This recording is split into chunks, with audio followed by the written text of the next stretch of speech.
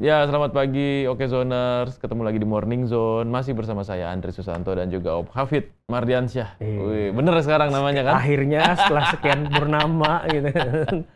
Iya, Om Hafid. Aha. Ini banyak banget berita kayak jadi Oke Zone nih ya, yang memang cukup menggemparkan. Dikira setelah Lebaran itu baik-baik aja, ternyata Baik-baik banyak aja juga ya. kasus ya gitu. Ternyata banyak juga kasus ya. Dan yang menarik kemarin ini sebenarnya soal ini ya, pertemuan pemimpin negara kita nih. Pertemuan dua poros politik yang jadi perbincangan publik gitu kan. Pertemuan yang terkesan malu-malu karena tidak go publik. Jadi jatuhnya kalau kata anak-anak zaman-zaman kita dulu backstreet. Gitu.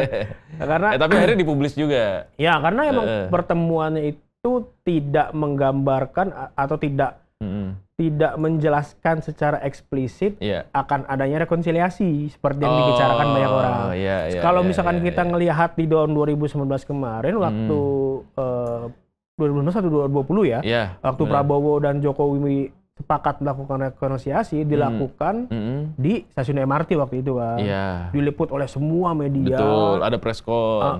Semua gerak-geriknya diperbincangkan dari mulai baju, dari mulai apapun itu segala gitu. macamnya Dibahas gitu ya. Dan muncul statement resmi bahwa saya mendukung pemerintahan Jokowi pada waktu itu. Artinya rekonsiliasi menjadi paten gitu kan. Nah, itu tidak terlihat di pertemuan kemarin gitu kan. Jelaskan pertemuan cuma 1,5 jam, lalu seperti pertemuan keluarga aja atau seperti pertemuan halal bihalal setelah Lebaran gitu kan. Dan off the record ya, diskusi yang dilakukan diskusinya juga off the record, kita tidak tahu mereka membahas apa gitu kan. Jadi itu ya, jadi mungkin ini lebih kepada PDIP yang masih menjaga perasaan pemilihnya karena sebagian besar suara PDIP juga masih ingin bahwa PDIP masih di jalur oposisi. Ya. Tapi pertemuan ini menandakan bahwa tidak ada halangan psikologis pribadi dari keduanya untuk melakukan pertemuan. Karena kan pertemuan saja gitu kan. Pertemuan intinya keluarga, ingin menunjukkan bahwa hubungan Pak Prabowo dan Bu Mega ini masih harmonis lah ya, hubungan sebagai pribadi gitu ya. Harmonis. Tapi kalau misalkan hubungan-hubungan soal arah politik, nah itu perlu perbincangan yang lebih dalam lagi gitu kan. Tapi ini udah jadi tanda gitu kan kalau misalkan PDIP tanda bahwa besar, kami baik-baik saja sebenarnya. Ya gitu. Kan Prabowo sendiri selalu bilang asas yang diusung pemerintahan Kabinet Merah Putih adalah asas kekeluargaan. Warna kan dia sampai teriak-teriak tuh Prabowo, asas kekeluargaan gitu kan. Jadi dia mau kalau kita ngelihat gaya kepemimpinan Prabowo sendiri kan memang merangkul gitu kan. Dia mau merangkul, dia nggak mau semua terpecah belah, jalan di satu visi. Jadi termasuk PDIP yang secara ideologi politik mungkin berbeda gitu kan, tapi Prabowo mau merangkul itu semua. Dan memang ini jadi momentum ya, apalagi dilakukannya setelah Lebaran ya. Ya, momentum yang baik. Setelah libur Lebaran. Jadi kemarin-kemarin, kemarin-kemarin yang sempat ribut-ribut gara-gara pilihan politik, sempat ribut-ribut keluar grup WhatsApp keluarga gitu kan. Ya ini yang harus jadi cerminan gitu kan. Balik lagi lah kemarin. Rekonsiliasi jangan hanya dilakukan oleh Prabowo dan Mega, tapi rekonsiliasi juga oleh kita-kita semuanya gitu. Apapun pilihan politik kita. Gitu. Iya, benar. Intinya adalah ingin memajukan inilah ya, memajukan bangsa ini bersama-sama. Visi besarnya pasti mereka berdua seperti itu. Dan itu juga jadi hal yang catatan menarik ya di awal kita mulai aktivitas tuh. Iya. Tiba-tiba genjreng, wah bertemu, mana bertemu diem-diem kan nggak sering kamu. Ya itu hak mereka juga kan kalau mau diem-diem kan gitu. Tapi kan kita yang mewartakan jadi gonjang-ganjing juga gitu ya kan gitu. Ada apa nih gitu ya. Iya, ada apa nih kok nggak ada. Ya mungkin kita tunggu lagi kali ya Om ya. Perkembangan selanjutnya mungkin nanti ada pertemuan berikutnya ya. Sufindasko juga bilang akan ada pertemuan follow up membahas ini karena kan menyatukan dua ideologi tidak semudah itu gitu kan. Menyatukan dua pribadi ya oke, tapi ideologi kan kita membawa hajat. Ini kelihatannya masih tarik ulur ya. Masih tarik ulur dan mungkin ada kesepakatan yang belum sepakat. Ya. Dan kita tidak boleh tahu dulu daripada ribut panjang gitu kan. Iya benar. Nah, selain ini selain pertemuan Pak Prabowo dan Bu Mega, itu juga ada kasus yang lumayan menggemparkan ya Om ya, terkait soal pelecehan seksual yang dilakukan oleh guru besar di UGM Yogyakarta. Nah ini gimana Om ceritanya Om? Jadi kasus ini sebenarnya terjadi di akhir 2023. Udah lama dong berarti? Sudah lama. Dan dilakukan dengan modus bimbingan akhir atau bimbingan skripsi dan tesis. Itu dilakukan kepada 13 mahasiswi. Bisa. 13 mahasiswi ini jumlahnya banyak ya? Dilakukan pelecehan seksual, dilecehkan di rumahnya sang guru besar ini. Padahal UGM sendiri sudah bilang bahwa bimbingan di luar kampus, aktivitas kampus itu dilakukan di dalam lingkungan kampus, jangan di luar gitu kan. Gitu. Tapi sebenarnya yang jadi catatan bagus adalah kasus ini baru terblow up di media setelah keluar, setelah selesai dengan proses, bukan selesai ya, setelah semua benar-benar terbukti. Iya, karena kan jadi sebelumnya sudah ada investigasi terhadap kasus ini. Investigasi kasus ini, tapi baru di blow up ketika pelakunya benar-benar sudah terbukti, sudah diberhentikan sebagai guru besar, sudah diberhentikan sebagai pegawai, dan sudah diberhentikan sebagai ASN. ASN sudah ya? ASN tinggal nunggu Kemendagri katanya, tapi sudah diberikan rekomendasi bahwa dia harus diberhentikan karena kasus pencabutan ini. Guru besar itu juga dilakukan oleh pemerintah, bukan oleh UGM kan?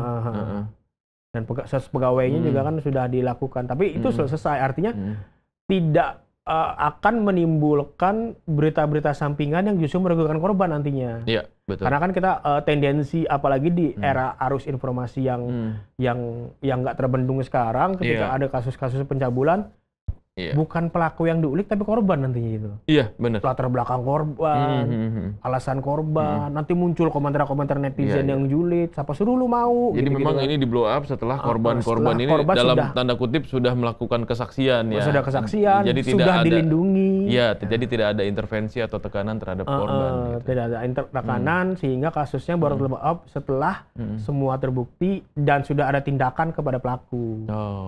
Jadi memang jadi fokusnya kita sekarang adalah ke pelaku ini, bukan ke korban, karena kan korban sudah dirugikan dengan dilecehkan, jangan ada lagi kerugian di sisi kehidupan sosial dia. Betul. Dan jadi, identitasnya memang benar-benar ditutup, harus benar-benar ditutup, apalagi kalau info dari UGM sendiri, sebagian besar dari mereka belum lulus. Gitu. Jadi perlu ada pendampingan, bukan hanya psikologis, tapi secara akademik juga harus ada pendampingan gitu loh. Om, ini katanya ada statement dari UGM? Iya, ada statement UGM dari sekretaris UGM, Bapak Adi Sandi. Ini tadi kita ketemu di UGM, dia ngasih konfirmasi soal kasus ini. Mungkin bisa lihat dulu deh. Oke, bisa di play kali ya? Ini. Bisa Adi Sandi mungkin terkait kasus kekerasan seksual yang menjerat guru besar Fakultas Farmasi UGM Pak Edi Meyanto itu seperti apa? Penanganannya. Kalau penanganannya sebenarnya sudah sejak Juli tahun 2024, ya. Kemudian sampai rekomendasi keluar itu di akhir 2024, keputusan dari Ibu Rektor itu keluar Januari 2025, gitu ya. Dan pada hari yang sama kita sudah mengajukan kepada kementerian. Namun di pertengahan bulan Maret itu ada keputusan menteri yang mendelegasikan pemeriksaan untuk pelanggaran disiplin kepegawaian yang hukumannya sedang sampai berat, itu didelegasikan ke pimpinan perguruan tinggi negeri. Nah, meskipun permohonan UGM sudah dilakukan sebelum keputusan itu dikeluarkan, keputusan delegasi tadi, 2 hari sebelum libur Lebaran, Sekjen Kementerian itu menyurati pimpinan PTN lagi untuk menyebutkan bahwa permohonan yang diajukan sebelum keputusan tetap diproses sesuai dengan keputusan pendelegasian. Oleh karena itu, karena hari ini adalah hari pertama kita masuk ke kerja, dalam waktu 1-2 hari ini pimpinan universitas akan mengeluarkan keputusan tim pemeriksa disiplin kepegawaian kepada Prof. EM. Nah, pemeriksaan itu kita belum tahu prosesnya seperti apa, tetapi ada deadline-nya. Ya. Dalam proses itu nanti akan diklarifikasi beberapa pelanggaran-pelanggaran yang dilakukan khususnya untuk disiplin kepegawaian.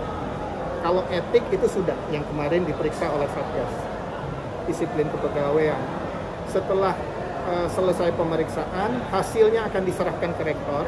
Rektor akan bersurat kepada menteri untuk menyampaikan rekomendasi itu. Keputusan akhir ada di kementerian karena yang bersangkutan adalah PNS. Karena kan PNS itu diangkat oleh kementerian, diberhentikan juga oleh kementerian. UGM PTN tidak punya kewenangan untuk yang PNS. Lain kalau kemudian itu pegawai UGM yang ketiga. Ini pemeriksaannya beda sama yang PTKS kemarin? Berbeda gitu. Kalau yang ini spesifik untuk disiplin kepegawaian. Wah, tuh kan. Udah jelas tuh ya. Jadi sudah ada tindakan terhadap pelaku gitu. Iya. Tapi kalau misalkan kita ulik lagi kasus yang dilakukan ini kan bukan pertama kali. Iya. Ini pasti efek gunung es gitu. Iya, ada banyak yang ada korban-korban lain mungkin sebelum-sebelumnya yang kita juga nggak tahu ya. Dan yang harus kita kritisi adalah sistem pendidikan di kita juga yang memberikan relasi kuasa terlalu besar terhadap dosen gitu kan. Iya. Pedagogiknya tidak berjalan, artinya tidak ada feedback dari mahasiswa dan dosen. Nilai sepenuhnya ditentukan oleh dosen. Sehingga dosen memiliki overpower atau power berlebih sehingga rawan disalahgunakan untuk melakukan abuse of power tadi gitu. Iya. Sehingga ini yang merugikan mahasiswa gitu kan. Iya. Dan ini memang jadi catatan ya di dunia pendidikan kita. Iya. Mudah-mudahan ini ya bisa segera teratasi dan ini jadi pelajaran yang berarti juga nih Om. Karena gini, untuk pelaku juga Ketua DPR Puan Maharani udah bilang bahwa di Undang-Undang TPKS yang disahkan di 2022 dijelaskan bahwa ada kenaikan hukuman kalau pelakunya adalah seorang pendidik. Oh. Jadi lebih beratkan gitu. Diperberat lah. Iya, diperberat. Diperberat. Tapi nanti kita tunggu persidangannya saja gitu kan. Tapi kan memang dalam undang-undang RUU TPKS dijelaskan secara gamblang bahwa jika pelakunya adalah seorang pendidik, maka ada tambahan hukuman yang dilakukan karena sebenarnya kan stereotip seorang pendidik itu kan bijak, banyak ilmunya, harusnya bisa menahan nafsu lebih besar lagi betul, daripada orang-orang yang ya mungkin kayak kita biasa-biasa aja gitu loh ya. Karena yang melakukan juga FYI adalah seorang profesor. Iya, guru besar ya. Guru besar, jadi yang mana levelnya udah paling tinggi tuh. Ya, kalau pendidikan lebih tinggi kan gitu loh. Sudah mentok gitu loh. Tapi masih melakukan hal-hal yang di luar batas moral gitu loh. Iya, betul. Sudah moral itu jatuhnya gitu. Karena kan itu yang jadi. Dan ya ini yang akhirnya kita nggak habis pikir ya. Dan mungkin mengapa kasus ini kemudian jadi besar ya gara-gara itu sebenarnya. Karena pelakunya ini ya guru besar gitu. Dan memang ini jadi sorotan publik ya beberapa waktu terakhir. Om, tapi nanti kita di segmen kedua akan ada diskusi juga ya? Ada diskusi dengan Komnas Perempuan. Nanti kita ngomongin soal dari sisi korbannya deh. Iya. Gimana caranya supaya kalau misalkan kita ketemu gitu kan dengan indikasi-indikasi adanya pelecehan seksual di sekitar kita, kita bisa lebih aware lagi. Gitu. Nanti kita dibahas gimana caranya, termasuk juga proteksi yang dilakukan kepada korban-korban yang di UGM ini. Gitu loh. Mitigasi juga terhadap kasus kekerasan juga pasti ya? akan dibahas. Oke, gitu. Siap. Oke, Zoners, jangan kemana-mana nih. Masih bersama Om Hafid, kita akan ngobrol lagi nanti di segmen kedua. Tetap di Morning Zone. terkoneksi. Lengkap di sini. Okezone.com. Lengkap cepat beritanya. Ya, Okezoners masih bersama saya Andri dan juga Om Hafid, dan ini kita juga bahas tadi ya, sangat prihatin dengan kondisi ya, kasus di mana ada guru besar yang mencabuli atau melakukan tindak kekerasan pelecehan seksual terhadap mahasiswanya, Om. Nah, kita mau bahas dari sisi korban sebenarnya ya. Ada 13 ya? 13 orang. Dan sebagian korban. besar belum lulus itu ininya. Oh, sebagian besar udah lulus? Belum lulus. Oh, belum lulus? Ya, makanya ini perlu ada proteksi lebih sebenarnya. Karena kan ancaman yang dilakukan oleh si dosen ini katanya memang untuk nilai kan. Berarti kalau misalkan belum lulus, mereka rentan nih untuk untuk diintervensi nilainya. Tapi ada pendampingan nggak sih? Ada. Dari UGM sendiri bilang fokusnya sekarang mereka pendampingan karena dari UGM sendiri kasusnya si dosen itu sudah dipecat. Baik dipecat sebagai guru besar, dipecat sebagai pegawai, dan dipecat sebagai ASN. Jadi sekarang fokusnya ke perlindungan korban. Nah, kalau ngomongin korban nih, kita ngomong ke ahlinya aja kayaknya ya. Nah, karena saya tidak terlalu menguasai dunia perempuan. Jadi sekarang kita sudah terhubung dengan Komisioner Komnas Perempuan, Mas Daden Sukandar. Sukendar ya? Mas Daden. Apa kabar, Mas?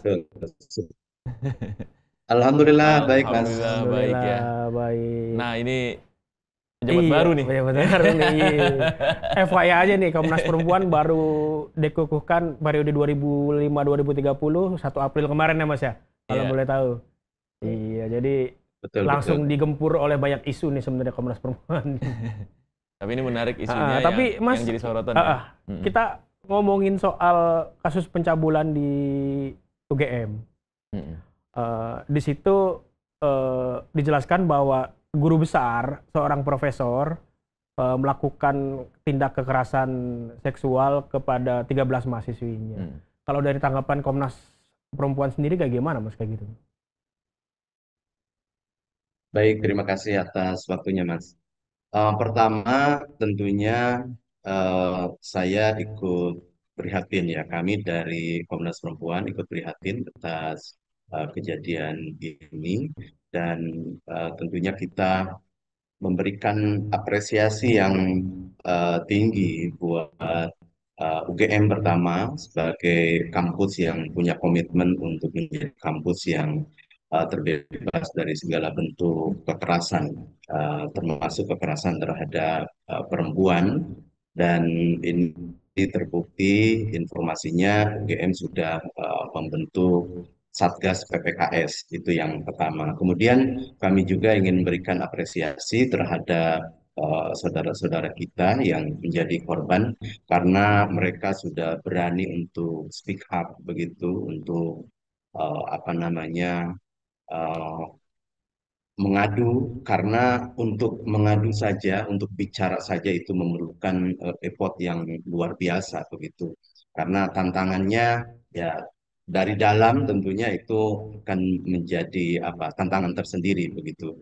Nah, kemudian kalau saya tidak salah informasi, insya Allah benar begitu informasinya, bahwa kasus ini bukan kasus yang sebentar, artinya cukup lama korban menunggu ada respon, kemudian ada tindakan begitu, dan ini mungkin ya sudah sampai di tahap yang cukup lama begitu. Nah, itu apresiasi yang ingin saya sampaikan kepada korban tentunya. Nah, kemudian kasus ini juga kalau dilihat dari berbagai langkah yang sudah dilakukan, kan perkembangannya cukup baik, meskipun tentunya harus masih terus dilanjutkan oleh semua pihak, dan tidak hanya menyerahkan kepada korban. Kita juga tentunya perlu ikut berkontribusi untuk paling tidak memberikan support terhadap korban, bahwa korban bukan sendiri, meskipun tadi disebutkan ada 13 orang ya begitu, tapi kita juga di luar ya dari korban itu sendiri harus ikut memberikan support begitu. Nah, Komnas Perempuan juga tentunya mendorong agar implementasi undang-undang TPKS yang sudah disahkan sejak tahun 2022 yang lalu. Nah, itu implementasinya perlu terus kita dorong ya, sehingga nanti akan bisa betul-betul terimplementasi tidak hanya di luar, akan tetapi tentunya di dunia pendidikan termasuk di kampus-kampus. Begitu Mas barangkali. Oke, kalau dari Komnas Perempuan sendiri kan kita lihat kalau berkaca di kasusnya gitu kan, 13 mahasiswa ini ada di posisi yang tidak menguntungkan atau secara nggak langsung diancam dengan nilai. Mungkin ada tips atau ada catatan dari Komnas Perempuan gimana seharusnya perempuan jika ada di situasi tersebut gitu loh Mas. Karena kan mereka nggak semua perempuan bisa speak up gitu loh. Apa yang harus dilakukan minimal mitigasi awal deh, apa yang harus dilakukan perempuan kalau ada di posisi itu? Nah, kalau meskipun saya bukan perempuan, akan tetapi saya selama ini melakukan kerja-kerja penanggulangan kekerasan terhadap perempuan. Kalau yang ingin saya sampaikan, pertama mungkin bisa juga kita dari sikap spontan yang bisa kita lakukan sebagai orang yang terancam. Misalnya posisinya saya sebagai perempuan dan akan diperlakukan, misalnya ada gelagat gitu ya, diperlakukan oleh orang yang ingin memperlakukan kita dengan kekerasan seksual, apakah bentuknya pelecehan atau pencabulan dan lain sebagainya begitu. Nah, yang pertama secara spontan saya sering menyampaikan no go tell begitu. Jadi no itu artinya katakan tidak begitu. Kita harus berani berkata tidak begitu, bahwa itu bukan hal yang baik, bahkan itu adalah hal yang merugikan terhadap diri sendiri. Itu adalah hak kita untuk terbebas dari segala bentuk kekerasan, segala bentuk pelecehan dan lain sebagainya. Jadi harus berani berkata tidak begitu. Nah, kemudian kalau kata tidak saja tidak cukup, ya tentunya kita harus melakukan hal berikutnya, yaitu go, artinya menjauh begitu. Atau pergi bahkan bisa dilakukan no go. Kemudian tell gitu, hubungi orang yang menurut kita bisa dipercaya untuk bisa melindungi hak-hak kita dari segala bentuk kekerasan, terlebih kekerasan seksual seperti itu. Itu yang sifatnya spontan. Nah, kemudian memang perlu juga mungkin kita melakukan mitigasi-mitigasi. Saya kebetulan juga akademisi dan selama ini ketika misalnya ada bimbingan, apakah tesis atau skripsi misalnya. Nah, itu salah satunya saya biasanya menyarankan kepada mahasiswa itu untuk tidak sendiri melakukan bimbingan gitu. Jadi dilakukanlah bimbingan itu dengan ya kawan kita juga gitu, ada orang lain begitu. Biasanya kan tidak hanya sendiri, gitu ya. seorang dosen itu ya melakukan bimbingan itu diberikan quote-nya begitu oleh perguruan tingginya, biasanya tidak hanya satu orang begitu. Nah, itu bisa dilakukan secara berkelompok jika memang, apalagi kalau sudah ada sinyal-sinyal yang kurang baik begitu. Nah, itu bisa dilakukan sebagai salah satu bentuk mitigasi. Atau yang agak sedikit mungkin kasar itu, tapi saya sih tidak menyarankan. Ya, misalnya direkam gitu, kalau udah ada gelagat-gelagat gitu, apakah pembicaraan dan lain sebagainya. Tapi hal itu juga ada beberapa kawan yang melakukan. Jika biasanya itu di teman-teman yang di buruh migran biasanya, ketika ada kasus dengan majikannya dan lain sebagainya. Itu barangkali langkah-langkah mitigasi yang bisa kita lakukan. Selain juga tentunya oleh kampus sendiri, yang saya tadi sampaikan apresiasi yang setinggi-tingginya untuk kampus UGM yang menurut informasi dan faktanya memang ada, bahwa sudah melakukan beberapa langkah mitigasi, misalnya dengan pembentukan satuan tugas atau satgas PPKS, pencegahan dan penanganan kekerasan seksual itu barangkali. Uh, ini kan pencabulan yang dilakukan oleh guru besar kan seolah-olah menghancurkan stereotip selama ini gitu. Kalau misalkan pelecehan seksual tuh ya mohon maaf hanya dilakukan oleh orang-orang yang kurang pendidikan. Ini profesor loh, ini guru besar loh. Maksudnya dia seharusnya punya ilmu yang lebih tinggi dibanding yang lain, tapi lebih bijak lah. Iya, lebih bijak minimal gitu kan. Tapi melakukan hal yang tercela kayak gitu lah, itu kayak gimana Mas? Berarti ini kan karena mungkin ada relasi kuasa kali ya di situ iya, ya Mas ya. ada relasi kuasa. Jadi dia bisa memperdaya korbannya dengan kuasa yang dia punya gitu, termasuk memberikan nilai dan segala macamnya gitu. Memang ini jadi dilematis apalagi di lingkungan kampus ya Mas ya. Kalau dari ini sendiri gimana itu? Berarti stereotip kayak gitu udah ini ya, karena jadi kita kerasa nggak aman lagi dong kayak gini kan? Iya. Jadi memang kalau kita lihat betul tadi ada relasi kuasa yang timpang. Terlebih kalau kita lihat misalnya ada informasi juga bahwa dilakukannya itu di ya tempat-tempat seperti di rumah misalnya. Kalau di rumah berarti kan relasi kuasanya timpang, bahwa yang lebih berkuasa itu yang pemilik rumah itu, ya si dosen itu atau profesor itu. Betul banget begitu. Meskipun misalnya dari perspektif lain, ya orang bilang apa namanya, yang goda profesor juga mungkin apa namanya, setannya profesor lagi begitu. Tapi jangan salahkan setan gitu. Iya, kalau kita kuat, ya justru yang harus itunya dirinya yang harus bisa mengendalikan dirinya begitu. Tapi saya poinnya tadi, ya poinnya bahwa memang di sini relasi kuasa sangat timpang ya. Apalagi tadi misalnya masih ada ketakutan nilainya kecil atau bahkan tidak dikasih nilai begitu. Nah, ini juga perlu kita jadikan sebagai perhatian bersama, meskipun ya mestinya juga sebagai mahasiswa kita tidak hanya apa namanya mengejar sisi nilai tadi begitu. Mas Deden, ini kasus apa ya, pelecehan seksual terutama terhadap perempuan ya. Ini kan seperti gunung es gitu ya. Mungkin hanya sedikit yang bisa kita lihat yang terblow up gitu, terutama diangkat oleh media seperti Okezone juga gitu. Nah, mungkin banyak kasus-kasus lain di mana mereka tidak berani mengadu, bukan hanya tidak berani, tapi mereka juga tidak tahu mau mengadunya kemana gitu.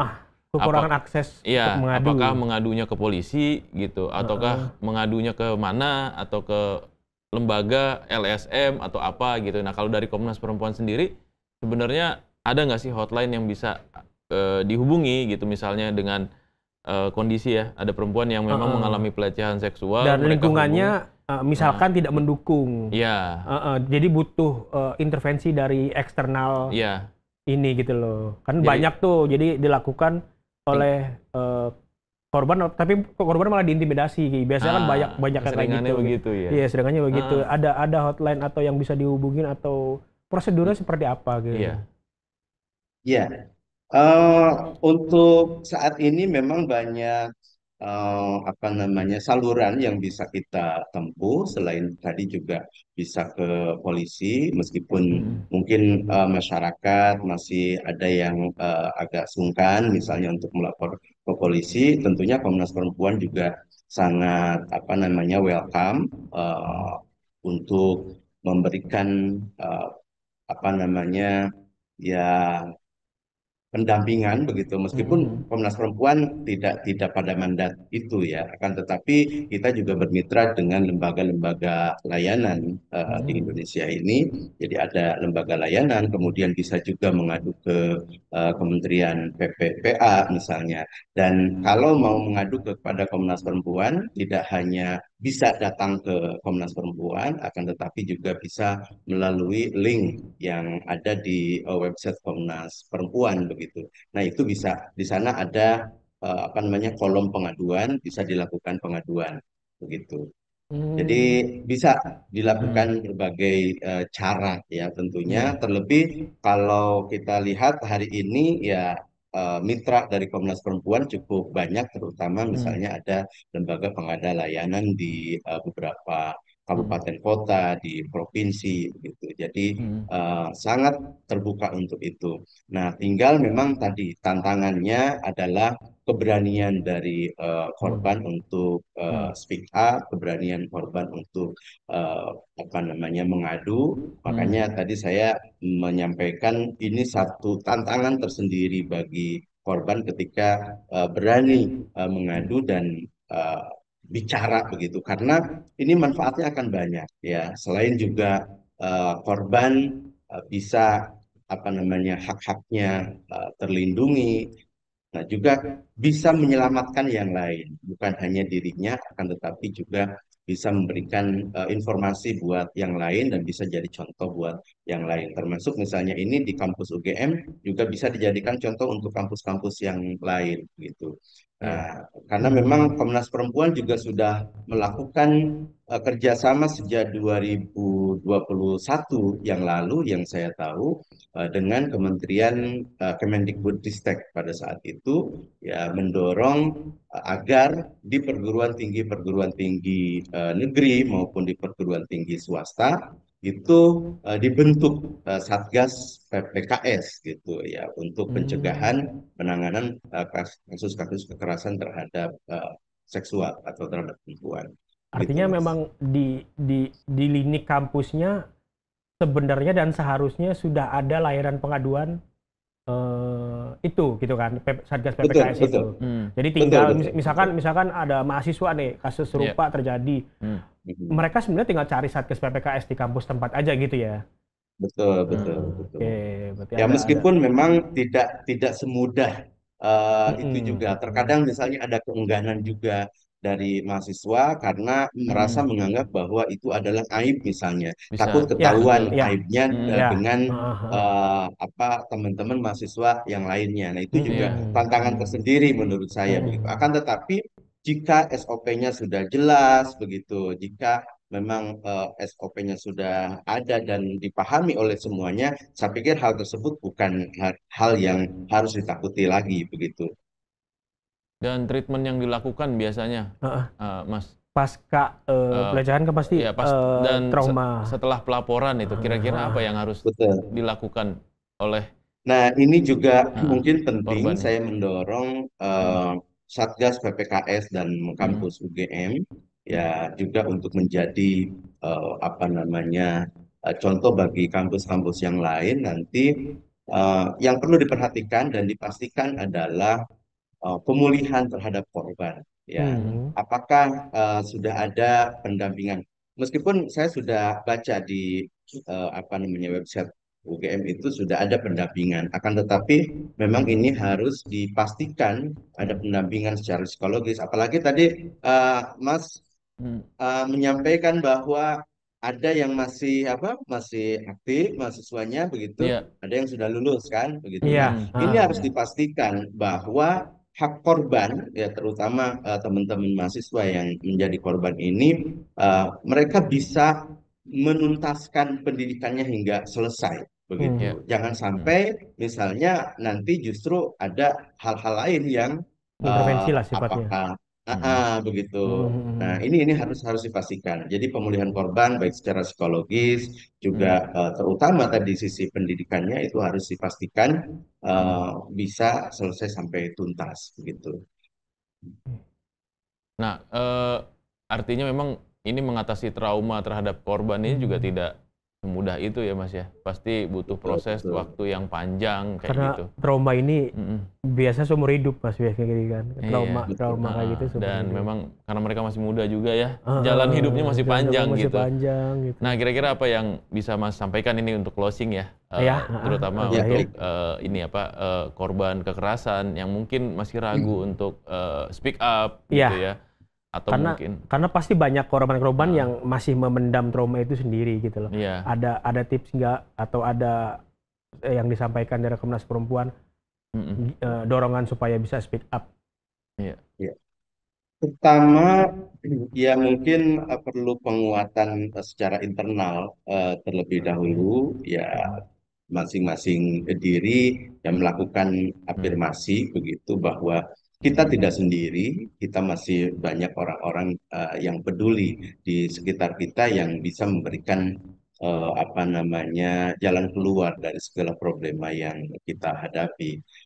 Jadi apalagi misalnya para generasi muda tadi yang menjadi korban masih muda, tidak boleh putus harapan, jadi harus tetap memiliki harapan, karena harapan itu menjadi salah satu penentu atau landasan bagi tercapainya masa depan yang tentunya bagi masing-masing korban itu harus memiliki harapan tersendiri. Nah, kemudian setelah itu tetap harus bisa mencari kawan yang tadi untuk membesarkan hati ya. Di antaranya misalnya ya Komnas Perempuan akan membersamai ya dan mitra-mitra tentunya para korban itu ya agar bisa tetap hak-haknya bisa terpenuhi, kemudian dia tidak lagi merasa sendiri. Itu barangkali Mas. Oke, Mas. Siap. Mas Deden, terima kasih banyak atas waktunya nih. Tapi yang sama-sama terima kasih juga atas kepercayaannya kepada Komnas Perempuan. Siap. Insya Allah kami akan selalu bersinergi. Ya, terima kasih juga Okezone. Mudah-mudahan lebih maju lagi, lebih hebat, terasa manfaatnya di tengah-tengah masyarakat. Mudah-mudahan bisa melaksanakan tugas dengan tuntas dan lancar semua ya Mas ya. Ya, kami dimudahkan segala sesuatunya dalam melaksanakan amanah yang Amin. Terima kasih Mas ya Mas Deden. Nanti kita jumpa lagi Mas. Siap. Iya. Assalamualaikum. Waalaikumsalam warahmatullahi wabarakatuh. Ya, tadi berarti yang disampaikan oleh Mas Deden ya, bahwa mitigasi itu perlu dan yang harus dicamkan tuh ada 3 tadi yang jadi catatan. Yang pertama itu katakan no, ya kan. Kalau misalnya memang sudah keterlaluan, go. Ya kan. Kalau memang sudah kejadian, tell. Gitu ya kan, sampaikan gitu. Dan Okezoners, kita juga sebagai bagian dari masyarakat ya.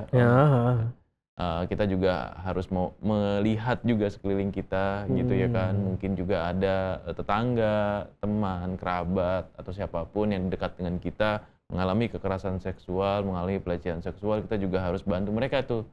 Ya kan, paling tidak memberikan laporan, ya kan, terus kemudian juga pendampingan juga gitu sebagai orang yang dekat dengan mereka. Gitu sih paling. Iya. Ya. Agak shock dan miris juga sebenarnya kayak gitu yang kasus-kasus begini dan berulang. Iya. Dan mudah-mudahan tidak terjadi lagi ya, terutama di institusi pendidikan yang mana itu memang harusnya menjadi sumber kebijakan. Sumber bijak lah ya. Sumber ilmu ya, yang memang harusnya mencetak generasi-generasi muda, SDM yang unggul, gitu, dan bukan malah merusak mereka. Iya, dengan trauma yang berkepanjangan dan selamanya itu kan, gitu. Betul. Om, thank you banget ya untuk hari ini, luar biasa, inspiratif banget. Oke, Zoners, kita ketemu lagi besok, tetap di jam yang sama, jam 8 sampai jam 9 pagi. Assalamualaikum warahmatullahi wabarakatuh.